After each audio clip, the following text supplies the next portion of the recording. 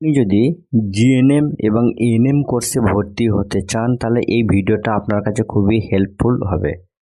পশ্চিমবঙ্গের গভর্নমেন্ট বা প্রাইভেট বা সেলফ ফাইন্যান্স ইনস্টিটিউশনগুলোতে জিএনএম এবং এএনএম কোর্সে ভর্তির জন্য নোটিফিকেশান প্রকাশ করলো জয়েন্ট এন্ট্রান্স বোর্ড।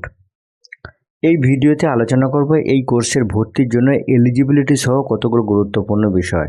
প্রথমত একাডেমিক সেশন 2025-26 কোর্সের duration ANM 2 years, GNM 3 years.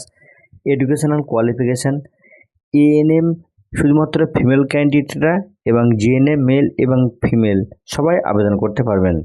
Age হিসেবে বলা রয়েছে 31/12/2025 অনুসারে ন্যূনতম 17 বছর এবং ম্যাক্সিমাম কিন্তু কোনো no upper age limit.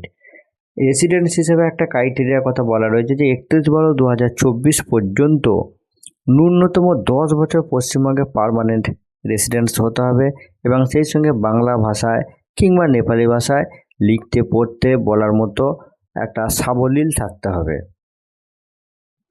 Minimum educational qualification হিসেবে বলা রয়েছে যে কোনো শিক্ষিত বোর্ড থেকে উচ্চ মাধ্যমিকে এগ্রিগেটে ন্যূনতম 40% মার্কস নিয়ে পাস করতে হবে। SC, ST, OBC A, OBC বিরা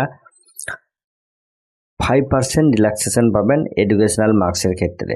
online registration শুরু হবে 25/3/2026 তারিখ থেকে। টেন্টেটিভ এক্সামিনেশনের ডেট 14/6/2026। তো ফ্রেন্ডস, জিএনএম এবং এএনএম সম্পর্কিত এই তথ্যটা খুব সংক্ষেপে আপনাদের সঙ্গে আলোচনা করলাম। ধন্যবাদ।